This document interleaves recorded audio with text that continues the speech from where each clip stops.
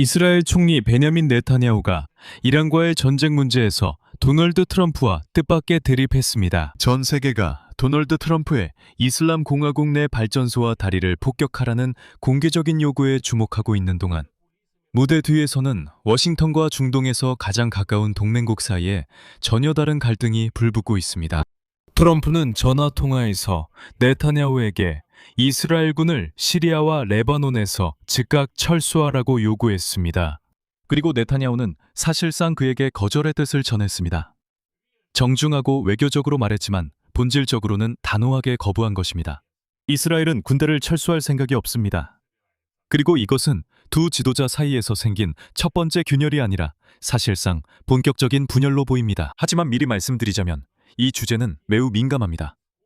여기서는 쉽게 실수하거나 반쪽짜리 진실을 퍼뜨릴 수 있습니다. 그래서 오늘은 확인된 사실과 신뢰할 수 있는 출처만을 바탕으로 이야기하겠습니다. 그리고 저는 확실히 알려진 사실과 아직 익명의 소식통을 인용해서만 전해지는 내용을 솔직하게 구분해서 말씀드리겠습니다.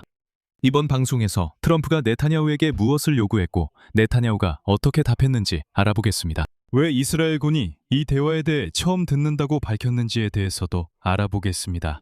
트럼프가 이란에 대해 큰일을 준비 중인 사실과의 연관성도 살펴보겠습니다. 그리고 왜 이 모든 이야기 뒤에는 네타냐후의 경력뿐만 아니라 개인의 자유까지 걸려있는 선거가 있는지도 알아보겠습니다. 제 이름은 알렉세이 패치입니다. 이 주제에 대해 함께 이야기해보겠습니다. 시작 전에 채널 구독 부탁드립니다. 우리는 30만 구독자를 목표로 하고 있습니다. 구독해주시면 감사하겠습니다. 자, 그럼 확실히 알려진 것부터 시작해봅시다. 악시오스 매체. 특히 이스라엘 기득권층의 최고의 소스를 가진 기자 바라크 라비드가 다음과 같이 보도했습니다. 목요일에 트럼프와 네타냐후가 전화통화를 했습니다. 그리고 그 통화에서 트럼프는 이스라엘 총리에게 이제 시리아에서 군대를 철수할 때가 됐다고 직접적으로 말했습니다. 또한 레바논에서도 꼭 실행하라고 강하게 권고했습니다. 특히 트럼프의 표현은 미국 관리가 전한 트럼프의 말에 따르면 전혀 외교적인 언어가 아니었습니다. 다음은 트럼프가 네타냐후에게 어떻게 말했는지에 대한 인용입니다. 그들은 당신이 거기에 있기를 원하지 않습니다. 병력을 재배치해야 합니다. 그리고 같은 미국 관리의 말에 따르면 트럼프는 네타냐후에게 이스라엘 군대가 시리아 영토에 주둔하는 것이 긴장을 초래하고 사태를 악화시킬 수 있다고 경고했습니다. 트럼프는 사실상 여러분 거기서는 완전히 불필요한 존재입니다 라고 말한 셈입니다. 여러분은 불필요하고 여러분의 존재 자체가 이미 시한폭탄과 같으니 지금 당장 시리아에서 나가라는 겁니다. 그리고 바로 오늘 7월 15일 트럼프는 다시 한번 시리아가 이스라엘이 아니라 레바논 헤즈볼라 문제를 해결하길 원한다고 말했습니다. 시리아가 레바논 헤즈볼라를 제거하는데 이스라엘보다 더 효과적일 수 있으며 시리아 대통령 아흐메드 아시샤라는 그러한 작전을 매우 원한다고 트럼프가 폭스뉴스와의 인터뷰에서 밝혔습니다. 그리고 그의 인용문을 이어 말씀드리겠습니다. 그는 아시샤라가 헤즈볼라를 맡아 건물을 파괴하지 않는 다른 방식으로 처리했을 것이라고 했습니다. 나는 이스라엘이 건물을 파괴하는 것을 보는 것이 싫습니다. 그는 더 정밀하게 했을 것이고 그가 그것을 하고 싶어 했다는 것을 여러분께 말씀드릴 수 있습니다. 하지만 여기서 바로 말씀드리자면 이전의 시리아 당국, 특히 아시샤라는 레바논 영토에서 무력 충돌에 개입할 계획이 없다는 점을 분명히 했습니다. 그리고 이 나라와의 우호적인 관계를 회복하는 데 관심이 있습니다. 여기서 트럼프가 레바논과 시리아 철수 요구에 네타냐후가 어떻게 답했는지가 중요합니다. 그의 대변인 실은 성명을 발표했는데 바로 그 성명이 사실상 거절의 의미를 담고 있지만 관료적인 표현으로 포장되어 있습니다. 다음은 이스라엘 총리실의 인용문입니다. 네타냐후 총리는 자신의 입장에서 이스라엘 국경을 따라 안전지대의 필요성 문제를 제기했습니다. 외교적 표현을 사람말로 번역하면 트럼프는 나가라고 한 셈입니다. 그리고 네타냐후는 우리에게 안전지대가 필요하다고 답했습니다. 즉, 우리는 어디에도 가지 않겠다는 뜻입니다. 제가 네타냐후의 말을 자유롭게 해석하는 게 아니라는 걸 보여드리기 위해 네타냐후가 직접 공개적으로 분명하게 한 말을 들어보시죠. 다음은 그의 인용문입니다. 우리 국경에서는 더 이상 테러 공격이 없을 것입니다. 우리는 가자지구 주변과 내부, 레바논 주변과 내부, 그리고 골란 고원 주변과 시리아 내부에 안전지대를 만들었습니다. 그리고 저는 바로 이 표현에 주목해보자고 제안합니다. 주변과 내부, 즉 레바논 주변과 레바논 내부, 골란 주변과 시리아 내부입니다. 이것은 이스라엘 군대가 타국 영토에 주둔하고 있으며 앞으로도 계속 주둔할 것임을 직접적이고 공개적으로 다른 해석의 여지 없이 밝힌 것입니다. 이는 이스라엘의 안보가 여기에 달려있기 때문입니다. 바로 그 순간 트럼프가 전화로 그 군대를 철수시키라고 요구하고 있었습니다. 즉, 네타냐후는 어떤 비공개 회의나 애매한 표현 뒤에 숨지도 않았습니다. 그는 나와서 워싱턴이 반대하는 바로 그 점을 공개적으로 확인했습니다. 이것이 바로 트럼프에게 맞선 것입니다. 말로만이 아니라 이제는 공개적으로 행동한 것이죠. 즉, 네타냐후는 철수할 생각이 없다고 공개적으로 밝혔습니다. 규모를 이해하기 위해 말씀드리자면 차할, 즉 이스라엘 방위군이 현재 레바논 남부의 광범위한 지역을 실제로 통제하고 있습니다. 소위 리타니강 남쪽의 안전지대라고 불리는 곳입니다. 이는 수백 평방킬로미터에 달하며 시리아 남부의 상당한 지역도 포함됩니다. 골란 고원과 인접지역의 경계선 너머입니다. 이건 아시다시피 단순히 몇 개의 검문소가 아닙니다. 이것은 두 이웃 국가의 상당한 부분을 점령하는 것입니다. 그리고 그곳에서 네타냐후는 떠날 생각이 전혀 없습니다. 하지만 트럼프에게는 이건 트럼프의 중동 부상을 전부 망칩니다. 이제 아주 중요한 단서가 하나 있습니다. 이 모든 이야기에는 조심스럽게 접근해야 하는 세부 사항이 있습니다. 예루살렘 포스트는 이스라엘군 소식통을 인용해 이스라엘 방위군 자체로서는 악시오스의 이 발표가 뜻밖이었다고 보도했습니다. 그들은 트럼프와 네타냐후 사이에 언급된 전화통화에 대해 알지 못한다고 밝혔습니다. 그리고 현장에서는 아무런 변화가 없었다고 했습니다. 레바논에서도 시리아에서도 마찬가지입니다. 그리고 그런 논의조차 없다고 했습니다. 이게 무슨 뜻일까요? 둘 중 하나입니다. 그 대화가 너무 민감해서 네타냐후 주변에 극히 소수만 알고 있었거나 그리고 군대의 세부 사항을 알리지 않았다는 뜻입니다. 아니면 누군지는 굳이 추측하지 않겠지만 적절한 시기에 이 이야기를 언론과 기자들을 통해 네타냐후에게 압박을 가하려고 흘리고 있다는 뜻입니다. 두 가지 버전 모두 가능성이 있습니다. 중요한 점은 트럼프가 압박을 가한 사실이 간접적으로 확인되고 있다는 것입니다. 엑시오스가 백악관에 논평을 요청했을 때 백악관은 논평을 거부했습니다. 하지만 그 정보를 부인하지도 않았습니다. 즉, 정보를 부인하지 않았다는 뜻입니다.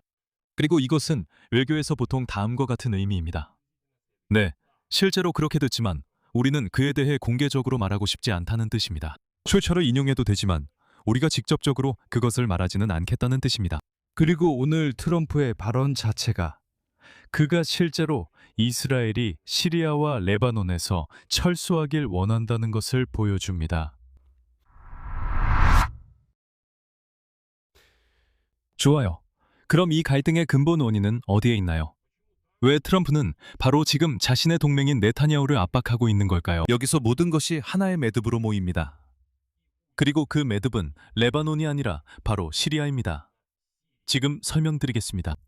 트럼프와 네타냐후의 대화는 도널드 트럼프가 터키에서 열린 나토 정상회의에서 시리아의 신임 대통령 아흐메드 알-샤라와 만난 바로 다음 날에 이루어졌습니다. 여기서 바로 워싱턴의 불만을 설명해주는 핵심적인 대목이 있습니다. 트럼프 행정부는 몇 달 동안 이스라엘과 시리아 간의 새로운 안보 협정을 이끌어내기 위해 노력했으며 2024년 12월 아사드 정권이 무너진 후 점령한 지역에서 이스라엘군을 점진적으로 철수시키는 방안을 추진했습니다. 외국 미국인들은 자신들에게 달갑지 않은 결론에 도달했습니다. 네타냐후는 자신에게 요구되는 양보를 전혀 하고 싶어하지 않는다는 것입니다.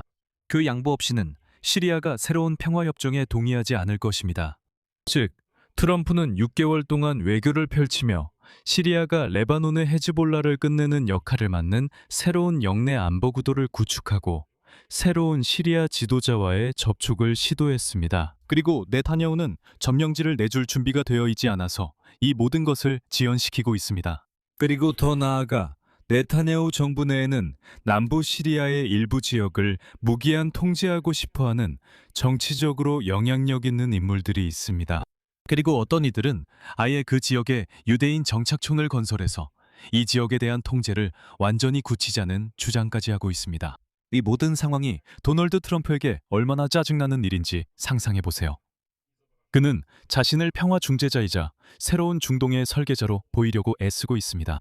사실 이런 문제로 두 사람이 충돌한 적은 이미 있었습니다. 최근 몇 달 동안 트럼프는 이스라엘의 레바논 공격과 관련해 네타냐후를 여러 차례 비난했고, 사적인 대화에서는 네타냐후에 대해 솔직히 말해 좋지 않은 평가를 하며 그의 정신 상태와 판단력을 의심했다고 전해집니다. 그러니까 이번 거절은 갑작스러운 일이 아니라 트럼프와 네타냐후의 관계에서 쌓여온 불만이 드러난 결과입니다. 하지만 여기서 다음과 같은 의문이 생깁니다. 왜 네타냐후는 바로 지금 이렇게 고집을 부리며 그동안 백악관에서 이스라엘의 최고의 친구라고 불렀던 트럼프와도 심지어 다툴 각오를 하고 있는 걸까요? 트럼프는 단순히 이스라엘이 레바논과 시리아에서 철수하는 것뿐만 아니라 이스라엘의 안보 문제를 시리아 군대의 손에 맡기자고 제안한 것처럼 보입니다. 그리고 아시다시피 답은 간단하고도 아주 인간적입니다. 바로 선거입니다. 그리고 이것이 아마도 전체 상황을 이해하는데 가장 중요한 점일 것입니다. 사실 네타냐후에게 정치적 생존과 개인적 자유 측면에서 사활이 걸린 선거까지 이제 약 3개월밖에 남지 않았습니다. 그러니까 시간이 그리 많지 않습니다. 그리고 여기서 핵심은 바로 이 정치적 생존과 개인적 자유라는 표현입니다. 왜냐하면 네타냐후 위에는 혹시 잊으신 분들을 위해 말씀드리자면 부패 관련 재판이 걸려 있습니다.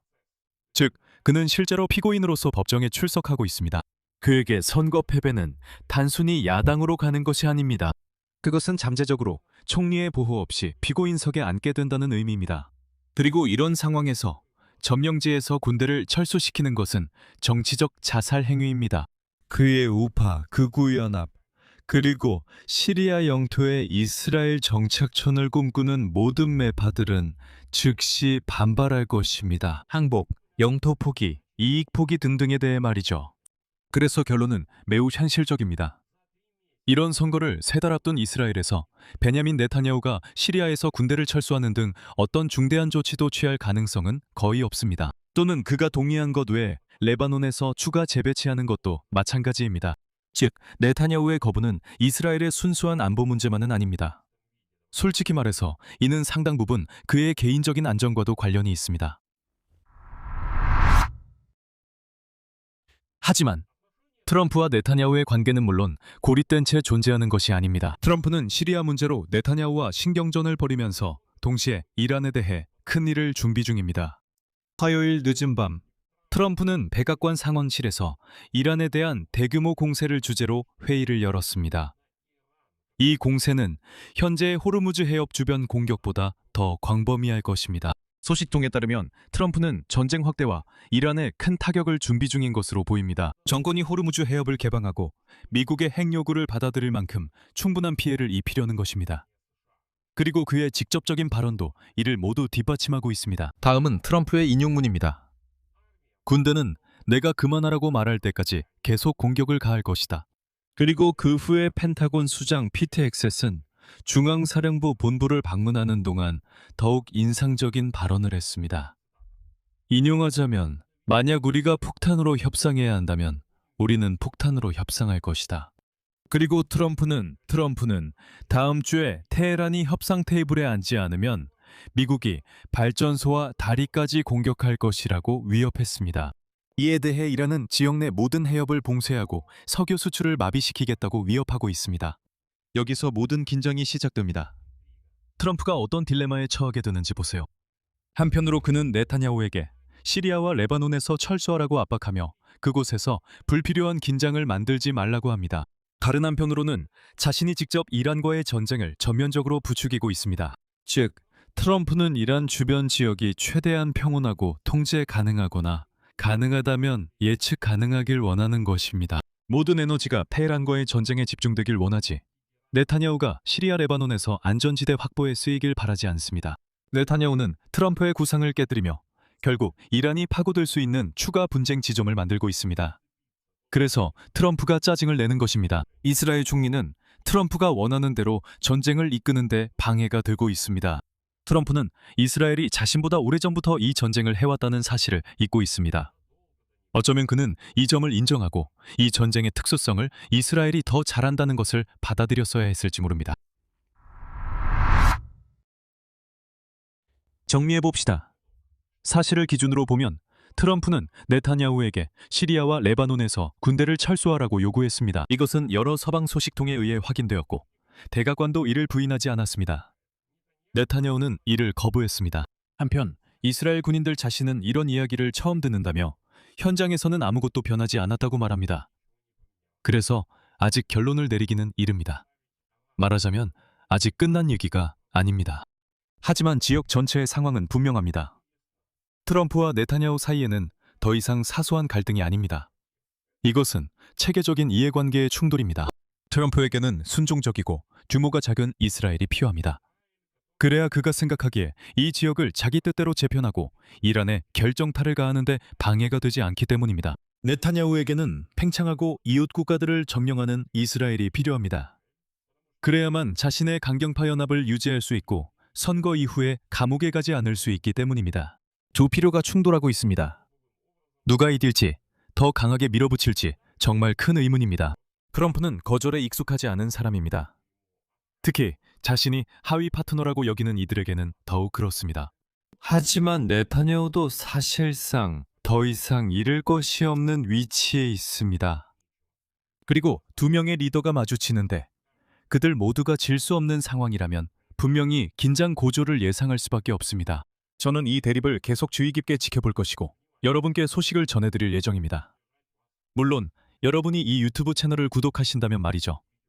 여기서는 일단 말줄임표만 찍겠습니다. 댓글을 남겨주시고 구독과 알림 설정, 좋아요도 눌러주세요. 이 유튜브 채널의 활동을 지원하고 싶으시다면 영상 설명에 있는 링크와 후원 정보를 통해 어떤 금액이든 후원하실 수 있습니다. 오늘은 여기까지입니다. 건강 조심하세요. Всем пока.